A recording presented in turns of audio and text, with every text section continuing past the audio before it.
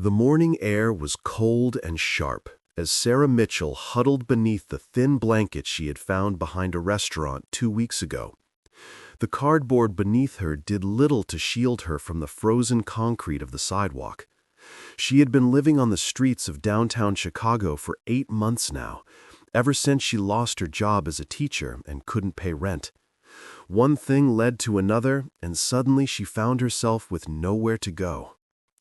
Sarah pulled the blanket tighter around her shoulders and watched as the city came to life around her. Business people in expensive suits rushed past, their eyes deliberately avoiding hers. She had learned early on that most people preferred to pretend she didn't exist. It hurt less now than it did in the beginning. She thought about her old life sometimes. The small apartment with the yellow curtains she had sewn herself. Her students who would run up to hug her every morning. The feeling of security that came with a regular paycheck. All of that seemed like another lifetime now, like it had happened to someone else entirely. The sound of her stomach growling reminded her that she hadn't eaten since yesterday afternoon, when someone had given her half a sandwich. Sarah stood up slowly, her joints aching from the cold night, and folded her blanket carefully. She tucked it behind the dumpster where she usually slept, hoping no one would take it while she was gone. The soup kitchen didn't open until 11, which meant she had 3 hours to kill. Sarah decided to walk to the park a few blocks away. At least there she could sit on a bench without being shooed away by store owners. As she walked, she noticed a black luxury car pull up to the curb about 50 feet ahead. A man in a tailored suit stepped out, checking his phone with a distracted expression. He walked around to the passenger side and opened the door. A little boy, maybe 4 or 5 years old, jumped out excitedly. He had dark curly hair and was wearing a tiny suit that matched his father's. The child was clutching a red toy car in his small hands. Sarah watched as the father leaned down and said something to the boy, then pointed toward a tall office building.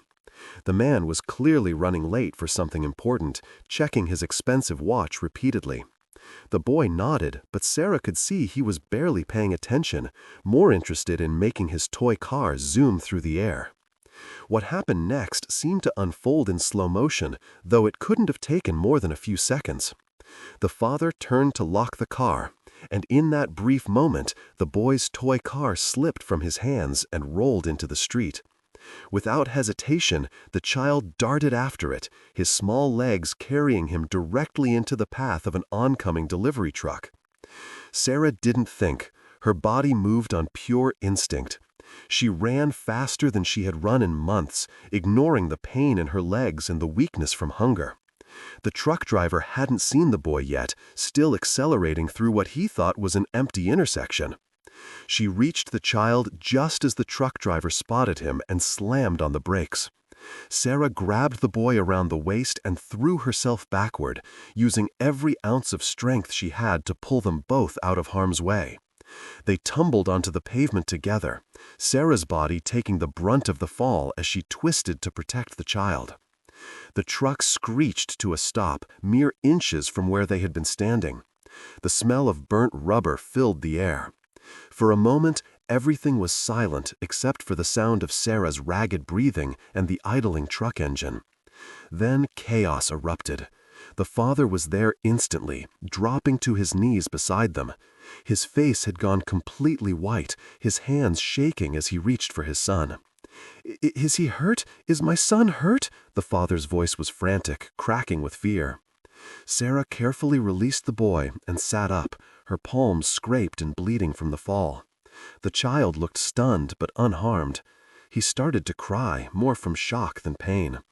"He's okay," Sarah managed to say, her own voice shaking. "He's okay, just scared." The father pulled his son into his arms, holding him so tightly that the boy let out a small squeak of protest. Tears were streaming down the man's face now, completely unashamed. He buried his face in his son's curly hair, his shoulders shaking with sobs of relief. The truck driver had climbed out of his vehicle, his face pale and sweaty. "I didn't see him. I swear I didn't see him." He couldn't finish the sentence. Sarah struggled to her feet, wincing at the pain in her hip where she had hit the ground. She needed to leave before the police showed up. Homeless people and police were never a good combination. But as she turned to go, the father's voice stopped her. "Wait, please wait." She turned back slowly. The man was still on his knees, his son cradled against his chest, but he was looking directly at her now. Really? Looking at her, perhaps the first person who had truly seen her in months. "You saved my son's life," the father said, his voice thick with emotion. "You saved Thomas." Sarah didn't know what to say. She shifted uncomfortably, aware of how she must look with her dirty clothes and tangled hair. "I just did what anyone would do." "No," the man shook his head firmly. "No, not anyone. Most people would have frozen. You didn't hesitate." He stood up, still holding his son, and extended his free hand to her. "My name is James Hartwell." Sarah recognized the name immediately. Everyone in Chicago knew James Hartwell. He was one of the wealthiest men in the city, a tech billionaire who had made his fortune before he was 30. His face was regularly in the business pages of newspapers that Sarah sometimes found in trash cans. She hesitated before taking his hand. "Sarah Mitchell." His handshake was firm and warm. His eyes were still red from crying, but there was an intensity in them now, a determination that made Sarah nervous. "Miss Mitchell, I need to do something for you. I need to repay this debt," James said. Sarah pulled her hand back and wrapped her arms around herself. "You don't owe me anything.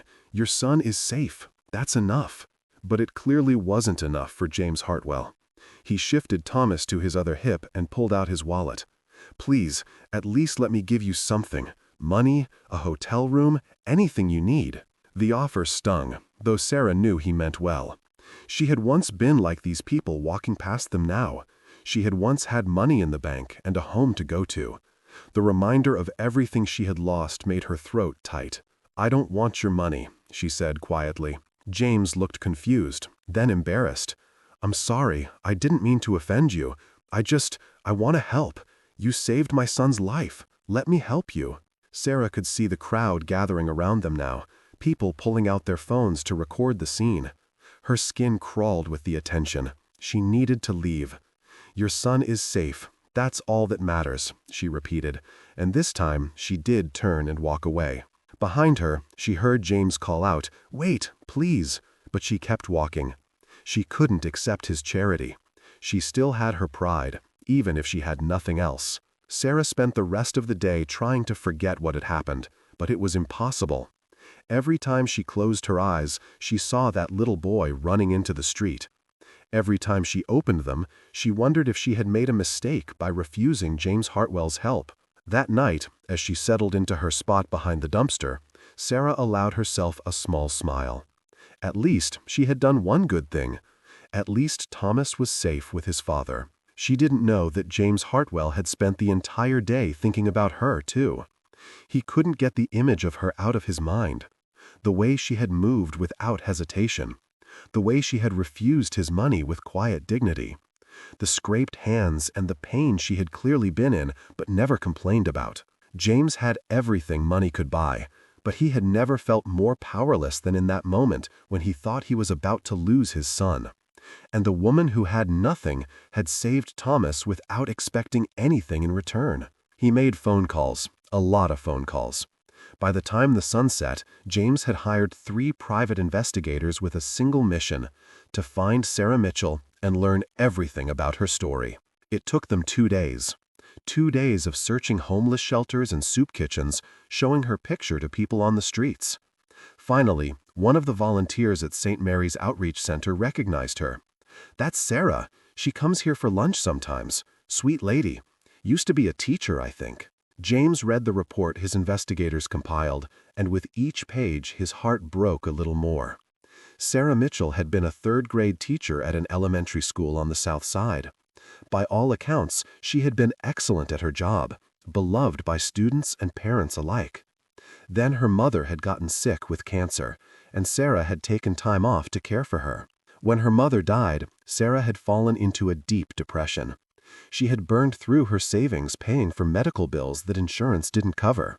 She lost her apartment, lost her job, and somehow she had ended up on the streets with no family and no one to turn to. The report detailed how Sarah had tried to find work after her mother's death, but the gap in her employment and her lack of a permanent address made it nearly impossible. She had applied to dozens of schools, retail stores, restaurants, anywhere that would take an application. But without references from her previous job, which had eliminated her position during budget cuts, and without a phone number where employers could reach her, the rejections piled up.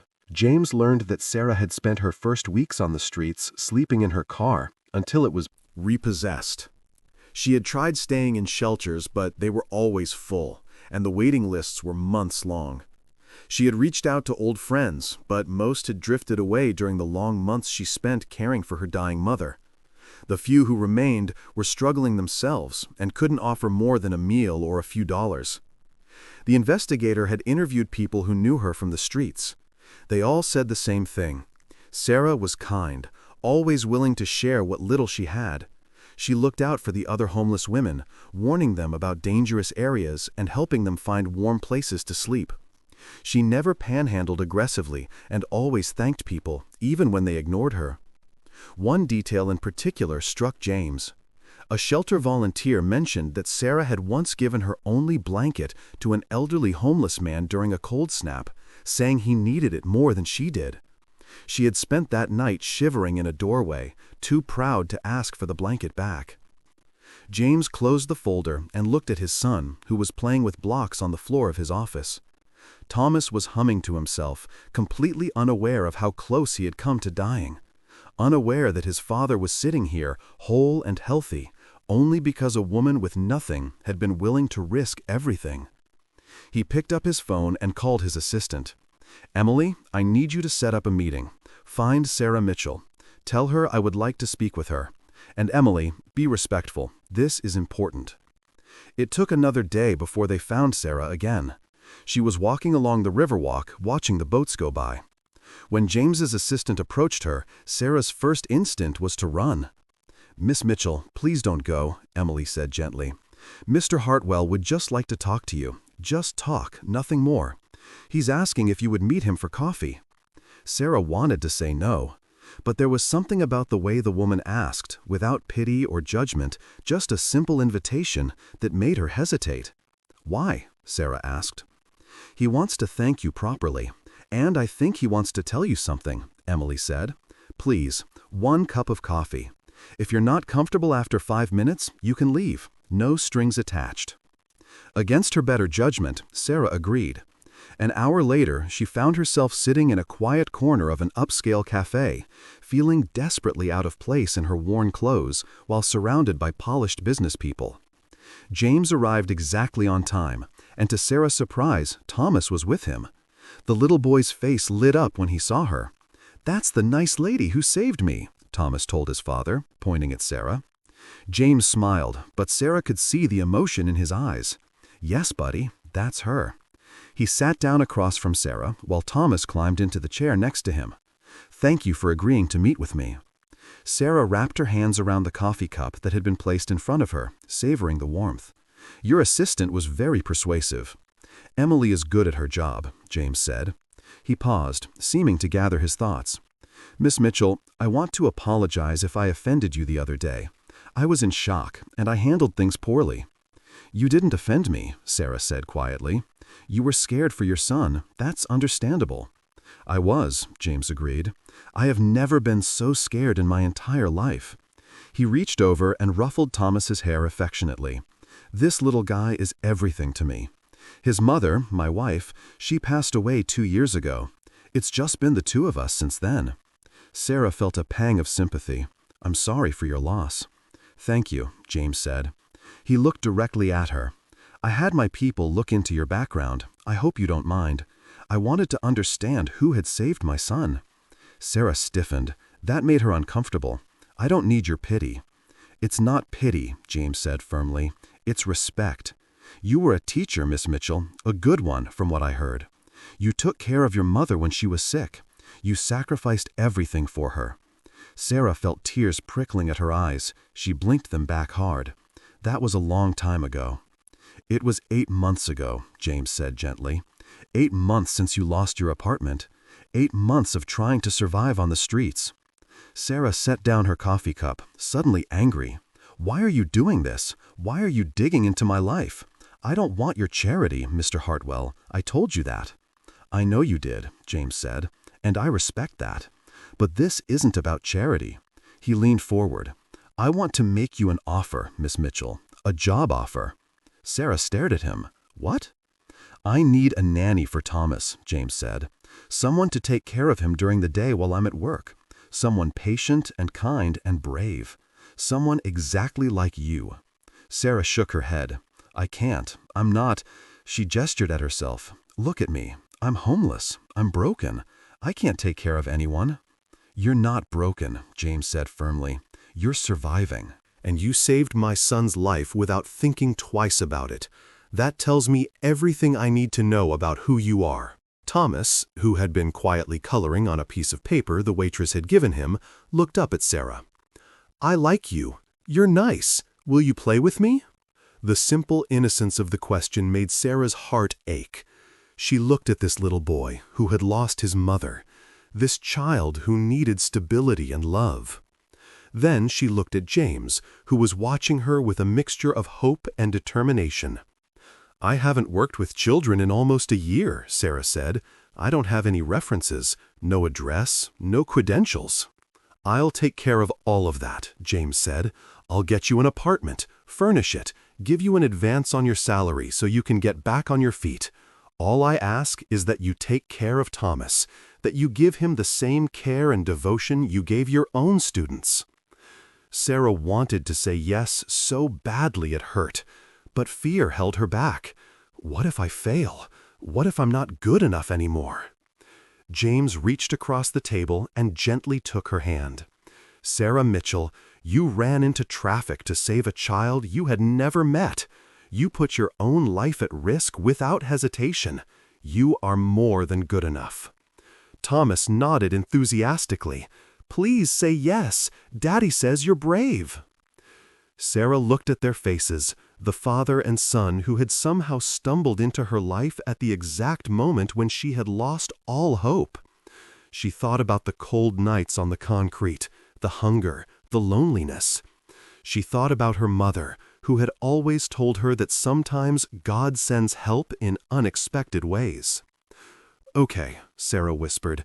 "Okay, I'll do it." The smile that broke across James's face was like sunshine. "Thank you. You won't regret this, I promise." The next few weeks passed in a blur. James was true to his word. He found Sarah a small but comfortable apartment just 10 minutes from his house. It came fully furnished with everything she could possibly need. He took her shopping for new clothes, insisting it was a necessary work expense. He set up a bank account for her and deposited her first month's salary. Sarah stood in her new apartment on the first night, looking around at the couch and the bed and the kitchen table, and she cried. She cried for everything she had lost and everything she was being given. She cried for her mother, who would have been so happy to see her daughter safe again. She cried from sheer relief and exhaustion and overwhelming gratitude. The apartment was small but perfect. It had a bedroom with a real bed and clean sheets, a bathroom with hot water that never ran out, and a kitchen where Sarah could cook meals for herself.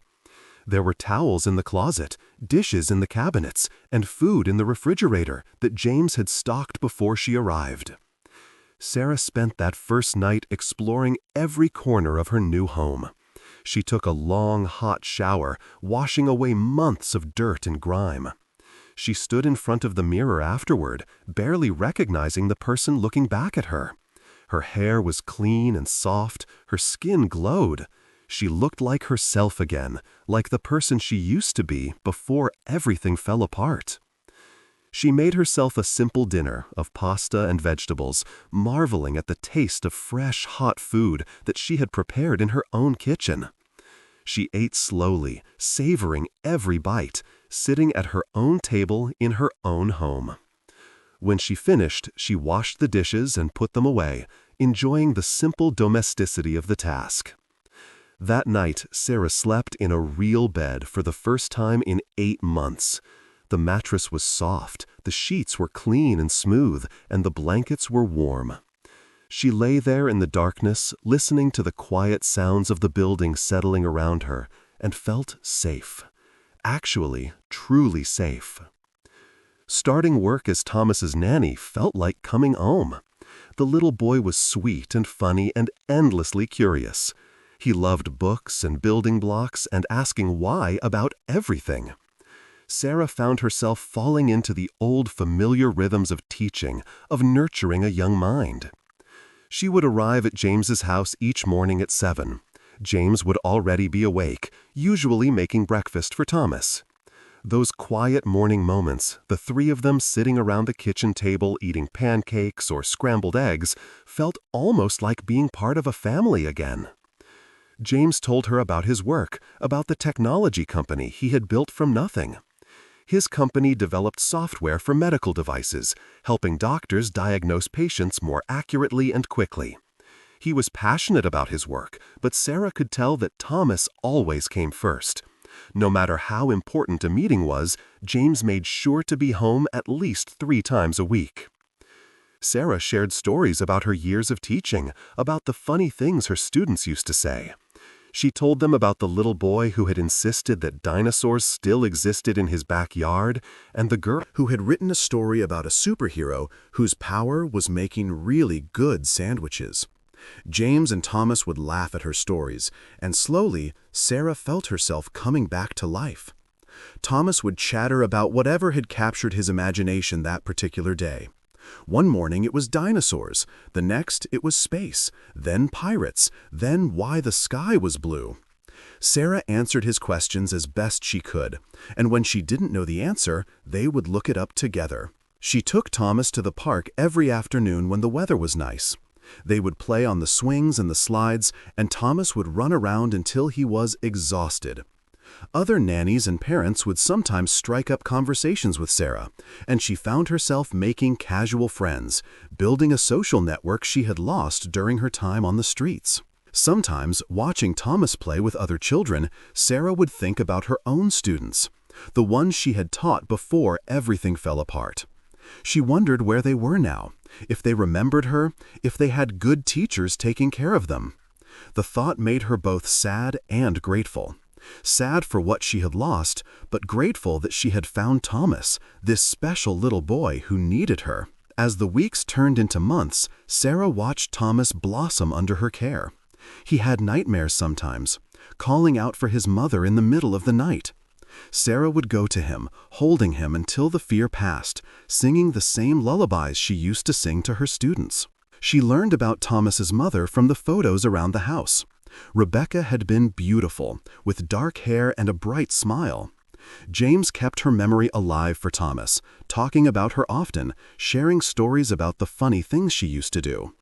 Sarah appreciated that he didn't try to erase Rebecca's presence. Thomas needed to know his mother, even if he couldn't be with her. One day, about 2 months into her job, Thomas asked Sarah if she had any children of her own. They were sitting at the kitchen table, working on a puzzle together. "No, sweetheart, I don't," Sarah said gently.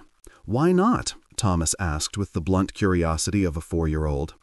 "Well, I was never married, and I spent a lot of time taking care of my mom when she was sick," Sarah explained. "But I had lots of students that I loved very much. And now I have you." Thomas thought about this for a moment. "Did your mom die like my mom?" "Yes, she did," Sarah said, her throat tight. "Were you sad?" Thomas asked. "Very sad," Sarah admitted. "I still miss her every day." Thomas nodded seriously. "I miss my mom too, but Daddy says she's in heaven watching over me."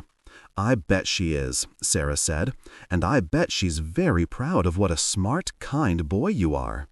Thomas smiled at that and went back to the puzzle. A few minutes later, he looked up again. "Sarah, I'm glad you're here. You make me feel better." Sarah had to blink back tears. "You make me feel better too, buddy." She also watched James, saw the way he lit up when he came home and Thomas ran to greet him. Noticed how he always made time for his son, no matter how busy his day had been. Observed the loneliness that sometimes flickered across his face when he thought no one was looking.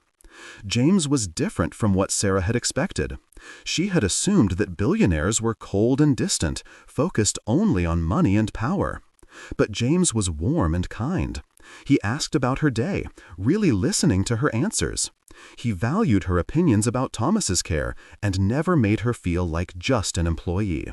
He also made sure she was taking care of herself. When he noticed she looked tired, he insisted she take a day off. When he saw her rubbing her sore shoulders after playing with Thomas all day, he gave her the name of a good massage therapist and paid for her appointments. He treated her with respect and dignity, never making her feel less than because of where she had come from. One evening, about 4 months after Sarah had started working for him, James asked if she would stay for dinner. "It's Friday night, and I was thinking we could order pizza and watch a movie, if you don't have other plans, that is." Sarah didn't have other plans. She never had other plans. Her life revolved around Thomas now, and she was happy about that. "Okay," she agreed. "Pizza sounds nice." They ordered from Thomas's favorite place and settled on the couch to watch an animated movie about talking animals. Thomas sat between them, his small body warm and solid. Halfway through the movie, he fell asleep, his head resting on Sarah's shoulder. "He loves you, you know," James said quietly, careful not to wake his son. "He talks about you constantly. Sarah this, Sarah that. You've been so good for him." Sarah gently stroked Thomas's curly hair. "He's a special kid. You've done an amazing job raising him." "I'm trying," James said. "But it's hard sometimes, being both mother and father. Never feeling like I'm doing enough."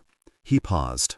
Having you here has made such a difference, not just for Thomas, for me too. Sarah looked at him and saw the vulnerability in his expression.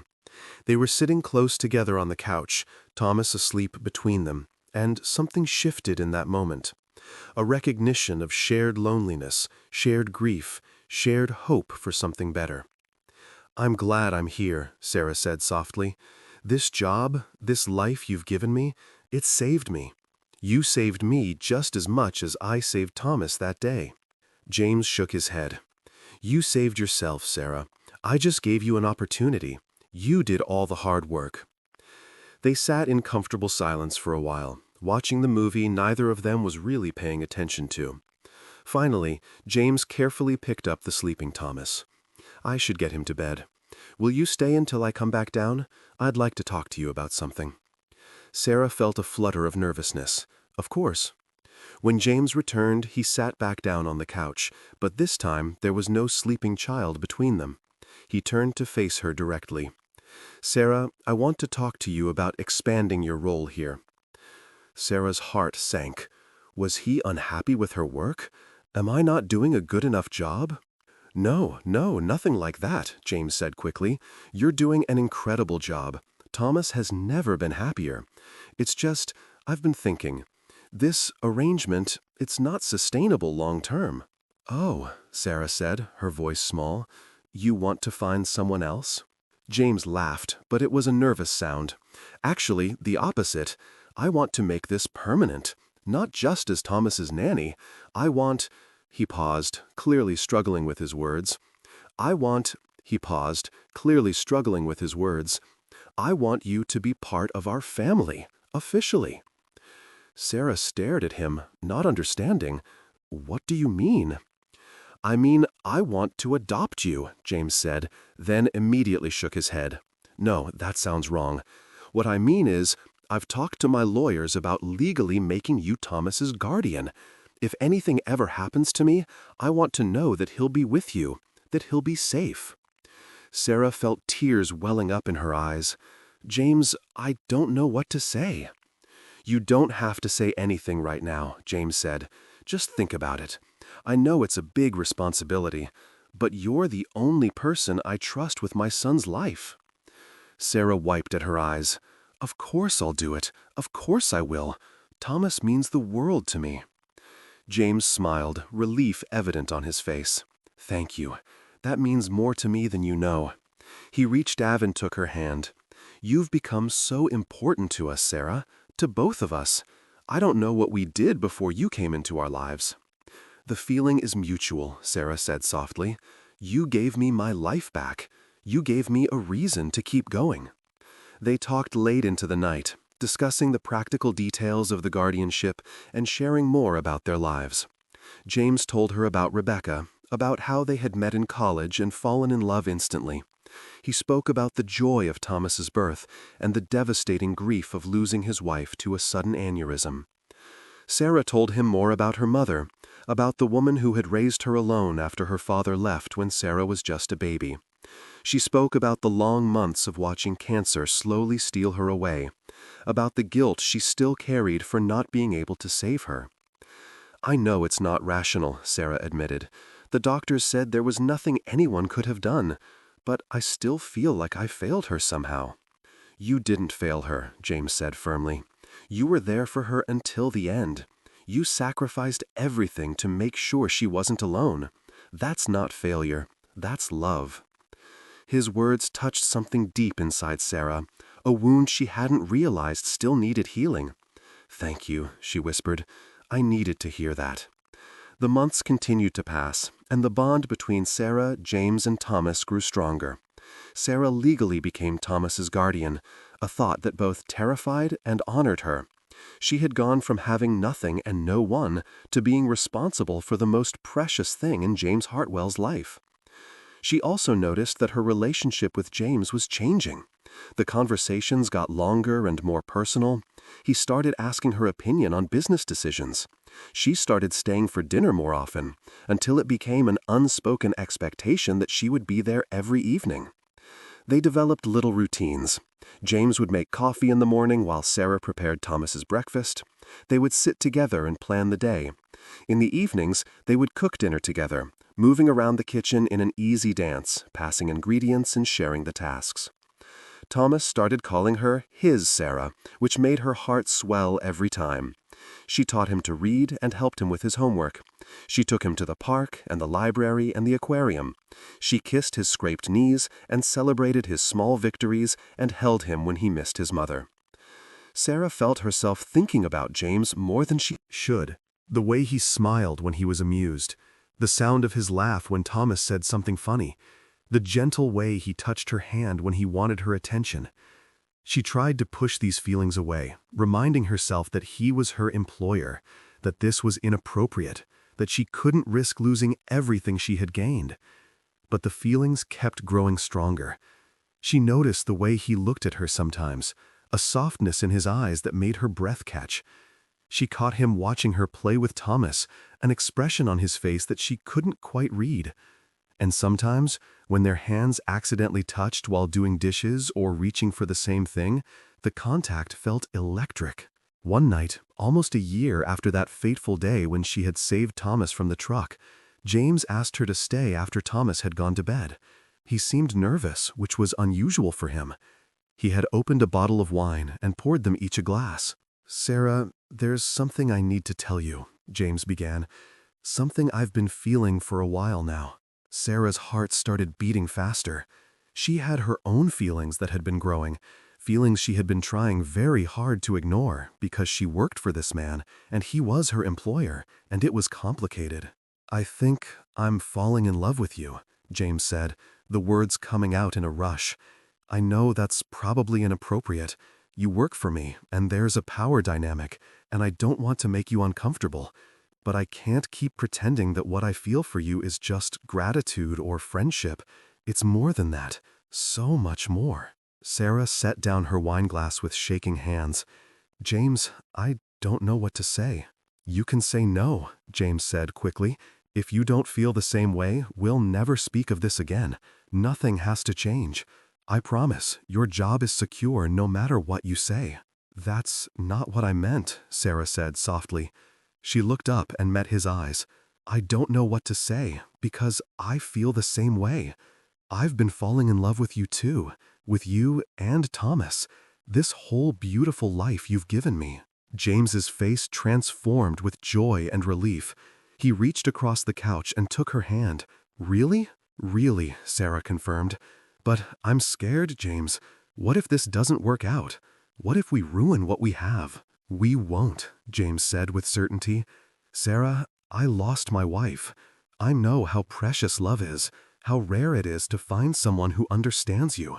And you do. You understand me and Thomas in a way no one else does."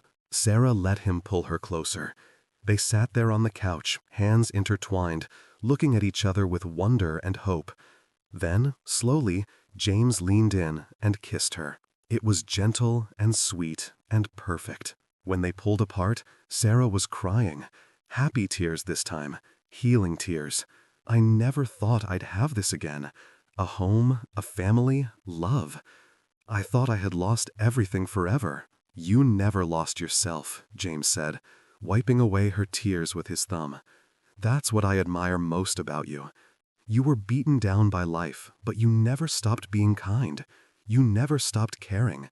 You ran into traffic to save a stranger's child." "That stranger's child is my whole world now," Sarah said. "Both of you are." They told Thomas the next morning over breakfast. His reaction was pure joy. "Does this mean Sarah is going to be my new mommy?" he asked, bouncing in his chair. James looked at Sarah, his eyes raised in question. She nodded, her heart full. "If that's okay with you, buddy." Thomas jumped out of his chair and ran to hug Sarah. "Yes, yes," he chanted. "I love you, Sarah." "I love you too, sweetheart," Sarah said, holding him tight. "So much." James joined the embrace, wrapping his arms around both of them. They stood there in the kitchen, the three of them holding each other, and Sarah thought of how far she had come. From sleeping on cold concrete to standing in a warm kitchen with people who loved her. The engagement happened 3 months later. James proposed on the anniversary of the day Sarah had saved Thomas, at the exact spot where it had happened. He had set up a small ceremony with flowers and candles, and when Sarah arrived with Thomas, she understood what was happening. "A year ago today, you ran into this street without thinking about your own safety," James said, down on one knee. "You saved my son's life, and in doing so, you saved mine too. You brought light back into our home. You brought love back into our hearts. Sarah Mitchell, will you marry me?" "Yes," Sarah said, tears streaming down her face. "Yes, 1,000 times yes." Thomas cheered and jumped up and down. "We're going to be a real family now." "We already are," Sarah said, pulling him into a hug. "We've been a family for a long time." The wedding was small and intimate, just close friends and family. Sarah wore a simple white dress that James said made her look like an angel. Thomas was the ring bearer and took his job very seriously, walking down the aisle with careful steps, the rings secured on a small velvet pillow. When the officiant asked if anyone objected to the union, Thomas loudly said, "I don't object," making everyone laugh. Sarah caught James's eye and they both grinned, their hearts full of joy and love and gratitude. Sarah had invited some of the people from the streets, the ones who had been kind to her during her darkest days. They sat in the back row, clean up and wearing donated suits and dresses. Sarah had wanted them there because they represented where she had come from, and she never wanted to forget that part of her journey. At the reception, James gave a toast. "A little over a year ago," he said, standing with his arm around Sarah's waist, "I almost lost everything that mattered to me. My son ran into traffic, and I was too far away to save him. But Sarah was there, this incredible woman who had every reason to be bitter about life, who had lost so much. She ran toward danger instead of away from it.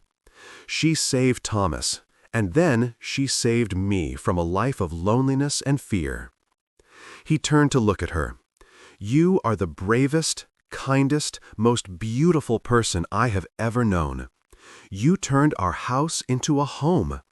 You taught me that it's possible to love again after loss. You showed Thomas what it means to have a mother who loves him unconditionally.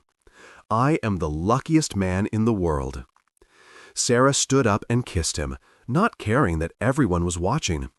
When they pulled apart, she took the microphone. "I want to say something too. A year ago, I had nothing. I was sleeping on the streets, hungry and cold and hopeless. I thought my life was over. I thought I would never be happy again." She looked at Thomas, who was sitting at their table with frosting on his face.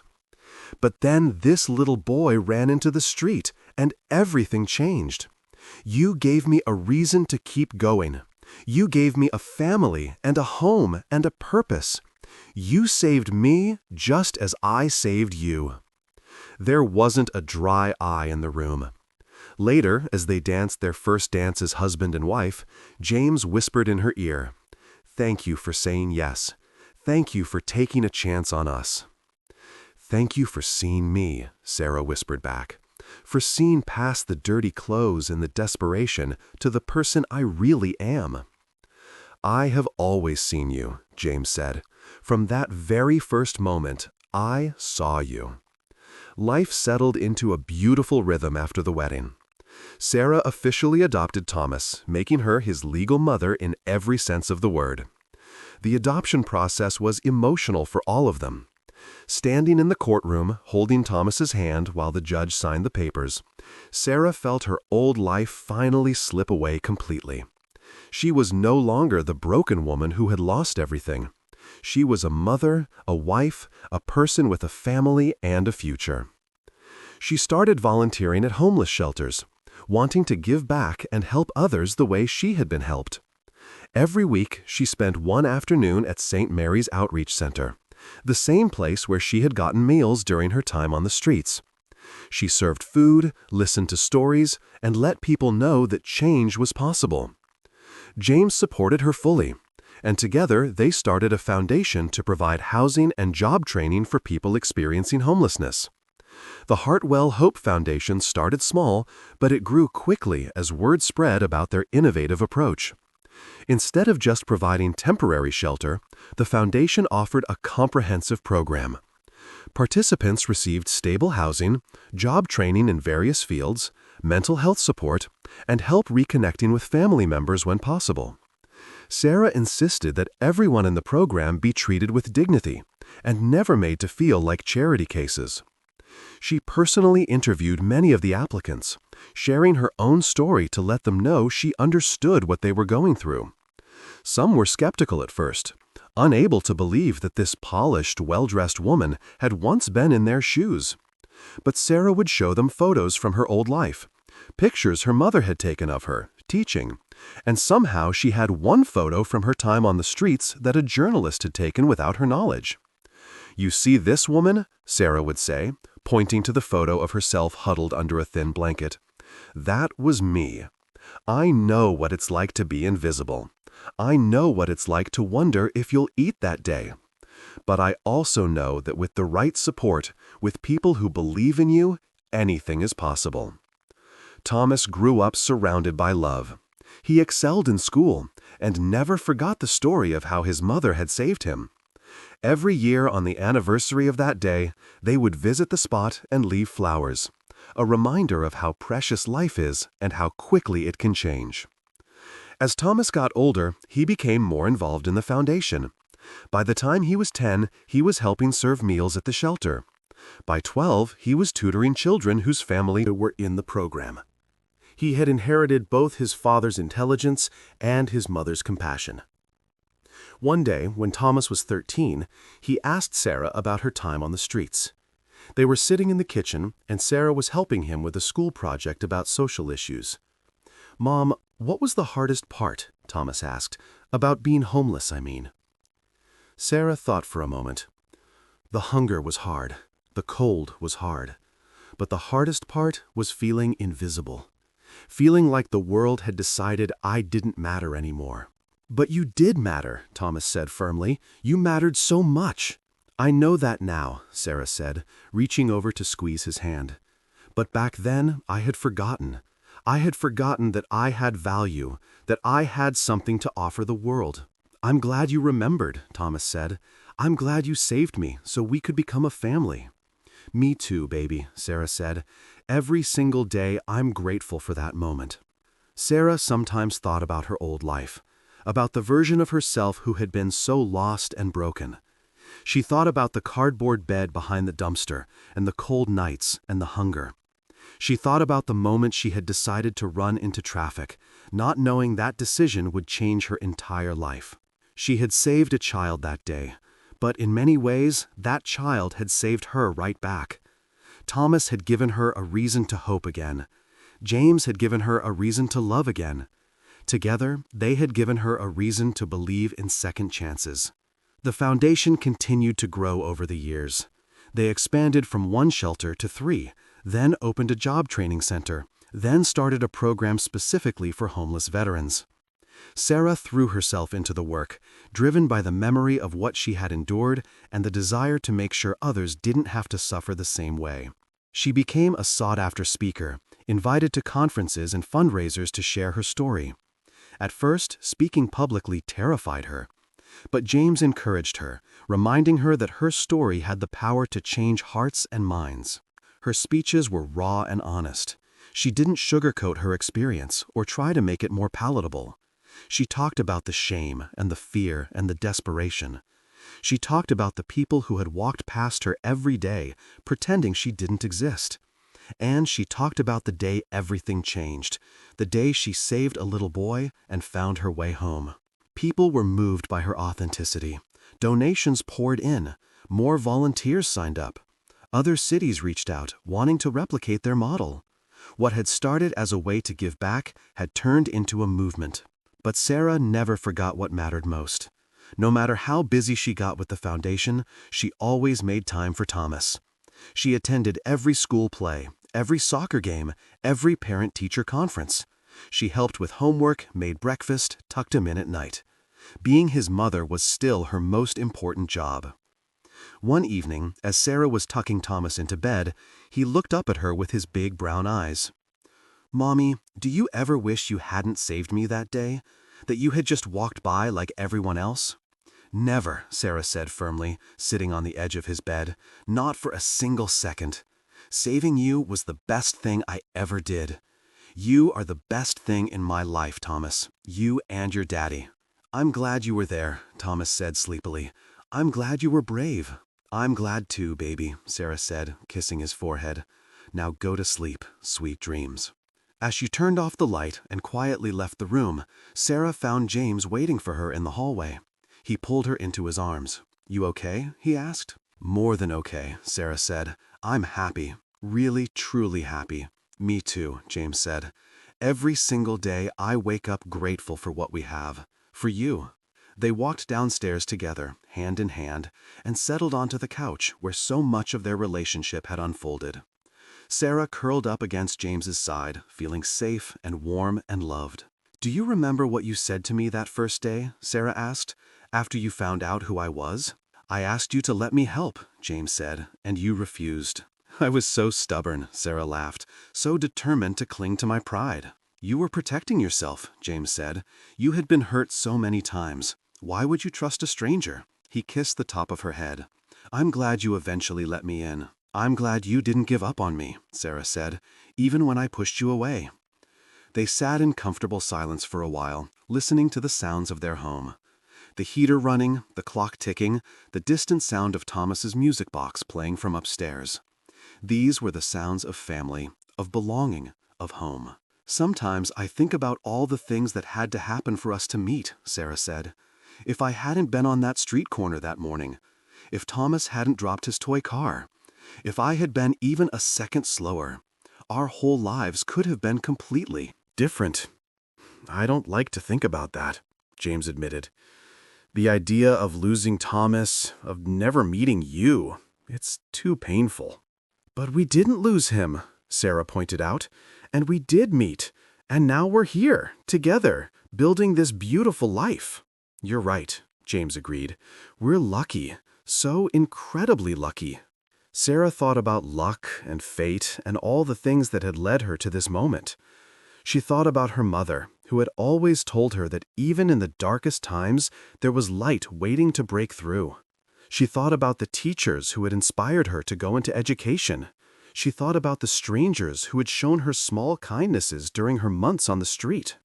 Every experience, good and bad, had shaped her into the person she was now, The person who could love deeply, who could be brave when it mattered, who could see the value in a single act of kindness. James, Sarah said suddenly, sitting up to look at him, I want to do more. With the foundation, I mean. I want to help more people like me. People who just need someone to see them, to give them a chance. James smiled. What did you have in mind?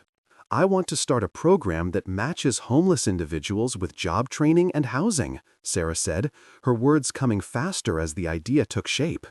Not just giving them money, but actually teaching them skills, helping them rebuild their lives. And I want to focus on hiring them for real jobs in real companies, not just charity work. I think that's a brilliant idea, James said. And I know just the company that could lead the way in hiring them. He grinned. Mine. Sarah laughed and threw her arms around his neck. Have I told you lately that I love you? Not in the last 5 minutes, James teased. I was starting to worry. I love you, Sarah said seriously. I love the man you are, the father you are, the partner you are. I love that you see people, really see them, the way you saw me. I love you too, James said, more than I ever thought possible. You took my broken little family and made it whole again. We made it whole together, Sarah corrected, all 3 of us. Over the following years, Sarah's program grew beyond anything she had imagined. They helped hundreds of people transition from homelessness to stable employment. Sarah made sure to personally interview each candidate, sharing her own story and letting them know that change was possible. She never forgot what it felt like to be invisible, to be someone people looked through instead of at. She never forgot the hunger and the cold and the fear. And she made sure that everyone who came through her program knew that they were seen, that they mattered, that they had value. James, Sarah said suddenly, sitting up to look at him, I want to do more. With the foundation, I mean. I want to help more people like me. People who just need someone to see them, to give them a chance. James smiled. What did you have in mind? I want to start a program that matches homeless individuals with job training and housing, Sarah said, her words coming faster as the idea took shape. Not just giving them money, but actually teaching them skills, helping them rebuild their lives. And I want to focus on hiring them for real jobs in real companies, not just charity work. I think that's a brilliant idea, James said, and I know just the company that could lead the way in hiring them. He grinned. Mine. Sarah laughed and threw her arms around his neck. Have I told you lately that I love you? Not in the last 5 minutes, James teased. I was starting to worry. I love you, Sarah said seriously. I love the man you are, the father you are, the partner you are. I love that you see people, really see them, the way you saw me. I love you too, James said, more than I ever thought possible. You took my broken little family and made it whole again. We made it whole together, Sarah corrected, all 3 of us. Over the following years, Sarah's program grew beyond anything she had imagined. They helped hundreds of people transition from homelessness to stable employment. Sarah made sure to personally interview each candidate, sharing her own story and letting them know that change was possible.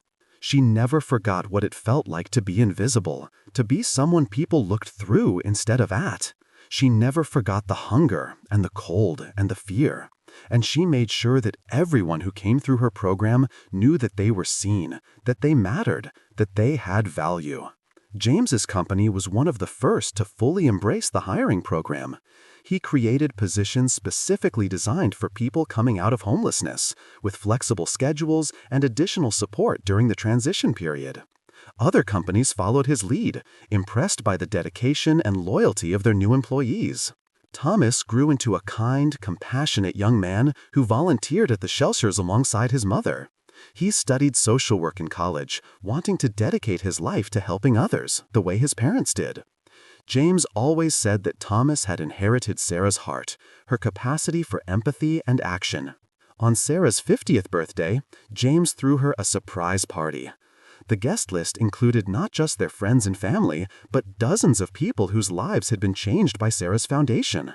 One by one, they stood up and shared their stories. Stories of transformation, of hope, of second chances. A woman named Marie told the crowd how she had been living in her car with her 2 children when she entered the program.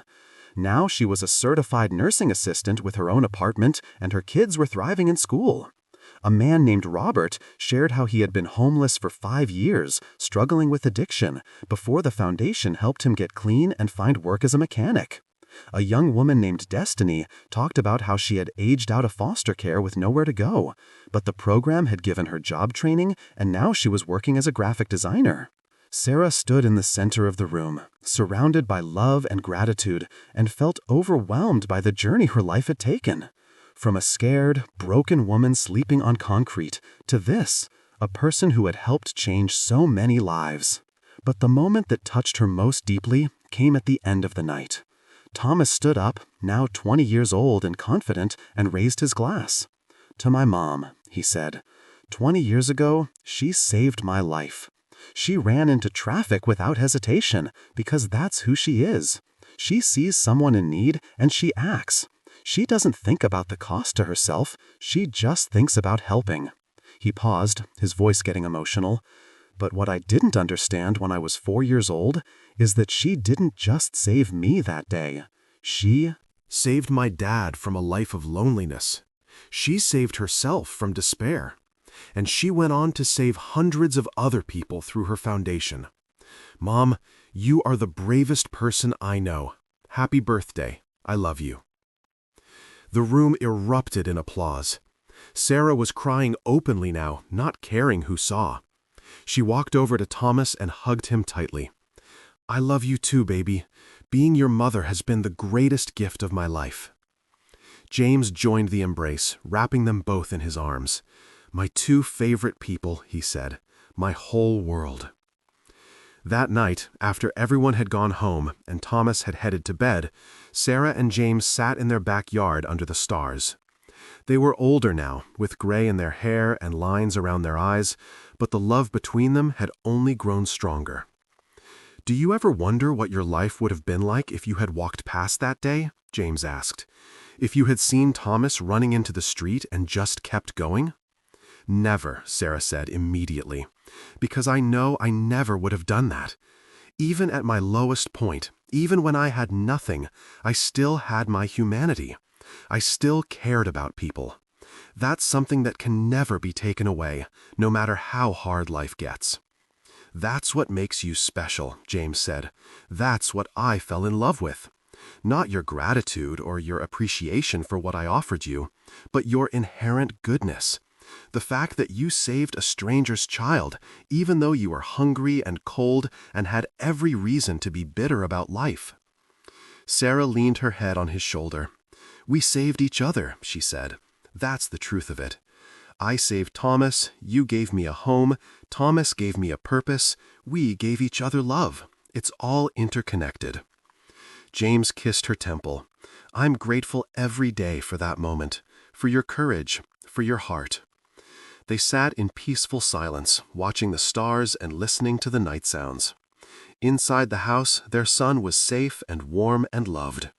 Around the city, people whose lives they had touched were sleeping in beds instead of on concrete, working jobs instead of begging, building futures instead of merely surviving.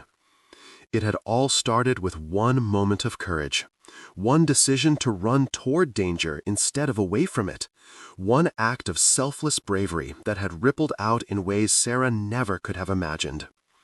Sarah thought about the woman she had been that cold morning, huddled under her thin blanket, wondering if she would ever feel warm again. She wished she could go back and tell that woman what was coming. That pain doesn't last forever. That hope is always worth holding on to. That one moment of bravery can change everything. But maybe she didn't need to go back. Maybe every person she helped through the foundation was that woman, and Sarah got to be the person telling them that better days were coming, that they were seen, that they mattered, that their story wasn't over yet.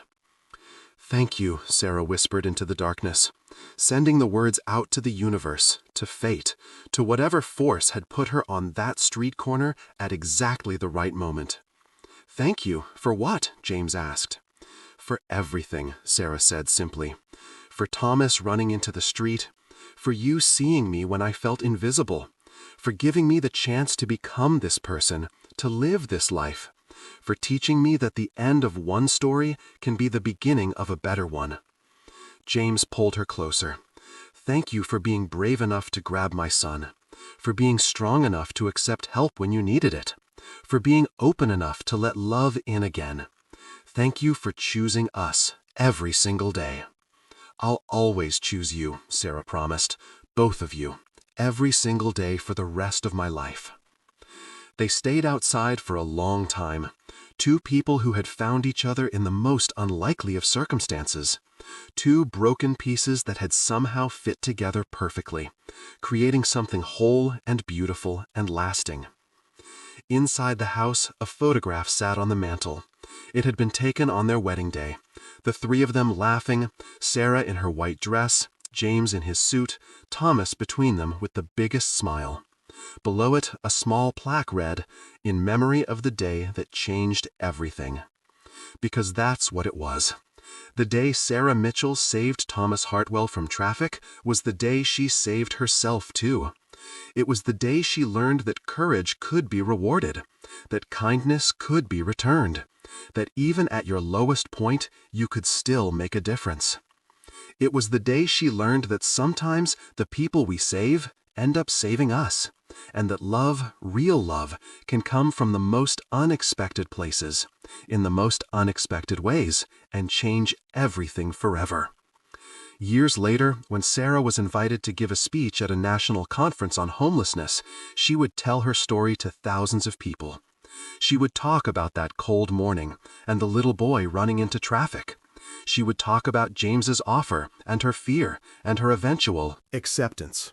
She would talk about building a life and a family and a foundation. But the part of the speech that always got the strongest reaction was when she talked about the moment of decision, that split second when she saw Thomas running into the street and had to choose whether to act or walk away. "I didn't think about it," Sarah would tell the audience. "I didn't weigh the pros and cons or consider the risks. I just moved. Because that's what we do when we're at our best. We see someone in need and we help. We don't calculate what we might gain or lose, we just act." She would pause then, looking out at the crowd. "I was homeless, hungry, and hopeless. I had every reason to be too wrapped up in my own problems to notice anyone else's, but I noticed, and I acted. And that moment of noticing, that moment of acting, it saved me just as much as it saved Thomas." The audience would always be silent, hanging on her every word. And then Sarah would smile, that warm, genuine smile that had won over so many hearts. "So the next time you see someone in need," she would say, "don't look away. Don't tell yourself it's not your problem. Notice them, see them, act, because you never know whose life you might save. You might even save your own." The standing ovations after these speeches always moved Sarah to tears. But what meant even more were the people who would approach her afterward, telling her that her story had inspired them to volunteer, to donate, to see homeless people differently. Some would tell her about their own experiences with homelessness, finding comfort in knowing they weren't alone. One woman, shaking with emotion, told Sarah that she had been about to give up on her own foundation that helped homeless women. But hearing Sarah's story had renewed her determination. "You reminded me why I started this work," the woman said. "Thank you." These moments reminded Sarah why she kept telling her story, even though reliving those dark months was painful. If sharing her experience could help even one person, either someone experiencing homelessness or someone trying to help, then the pain was worth it. Thomas eventually married a woman named Lisa, a social worker he met while volunteering at the shelter. Their wedding was beautiful, filled with love and laughter. During his speech, Thomas thanked his parents for teaching him the importance of compassion and service. "Mom showed me that our circumstances don't define us," Thomas said, looking at Sarah with tears in his eyes. "Our actions do. She acted with courage and kindness when she had every reason to give up. That's the example I want to follow for the rest of my life." When Thomas and Lisa had children, Sarah became a grandmother. She doted on her grandchildren, telling them stories and teaching them lessons about kindness and bravery. And as they grew old enough to understand, she told them about the day she saved their father, about the moment that changed all their lives. James eventually stepped back from the day-to-day operations of his company, handing the reins to a trusted team so he could spend more time working alongside Sarah at the foundation. They made a formidable team. James with his business acumen and connections, Sarah with her personal experience and passion. Together, they expanded the foundation's reach to 10 cities across the country. They influenced policymakers to create more supportive legislation for people experiencing homelessness. They challenged stereotypes and changed the conversation around poverty and housing insecurity. But they never lost sight of the individual people behind the statistics. Sarah insisted that every person who came through their program be treated as a unique individual with their own story, their own struggles, and their own dreams. No one was just a number or a case file. Everyone mattered. On their 25th wedding anniversary, James surprised Sarah with a trip back to Chicago, to the exact spot where their story had begun. The intersection looked different now. The foundation had purchased the building on the corner and turned it into a community center, offering services to people experiencing homelessness. Standing there, looking at the place where Thomas had run into traffic and Sarah had changed both their lives, James took her hand. 25 years ago, I almost lost everything, he said, but instead I gained everything. I gained a partner, a best friend, a mother for my son. I gained a purpose beyond just making money. You changed my life, Sarah. You changed me. You changed my life too, Sarah said, squeezing his hand. You saw me when I was invisible. You believed in me when I had stopped believing in myself.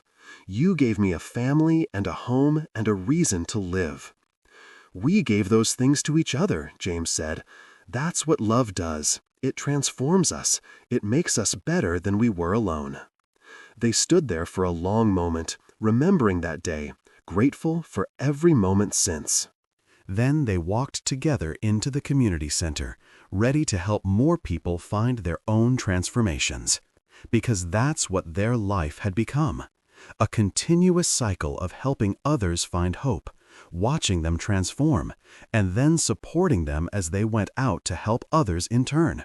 The ripple effect of that one moment of bravery on a cold Chicago morning had spread further than Sarah ever could have imagined.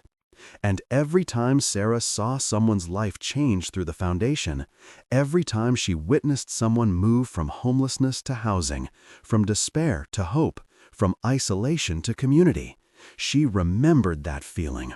The feeling of being seen again, the feeling of being valued, the feeling of being home. That was what she wanted to give everyone who came through their doors. The knowledge that they mattered, that their story wasn't over, that one moment, one act of kindness, one outstretched hand could change everything. As Sarah and James walked hand in hand through the community center, greeting volunteers and participants, Sarah felt a deep sense of peace. This was her life's work. This was her purpose. And it had all started with one split-second decision to run into traffic to save a little boy. A little boy who had grown into a wonderful man. A little boy who had led her to the love of her life. A little boy who, in a very real way, had saved her just as she had saved him. And that, Sarah thought, was the most beautiful thing of all. In the act of saving others, we often save ourselves. In the act of giving, we receive. In the act of love, we are loved in return. That was the lesson she had learned, and the lesson she would spend the rest of her life sharing with anyone who needed to hear it. The world could be harsh and cold. Life could knock you down and leave you broken, but it could also surprise you with moments of grace, with second chances, with love appearing when you least expect it, with strangers becoming family, with endings becoming new beginnings. Sarah Mitchell had learned all of this, and more, on that cold morning when she ran into traffic. And she would never stop being grateful for that moment, that choice, that courageous act that had brought her home.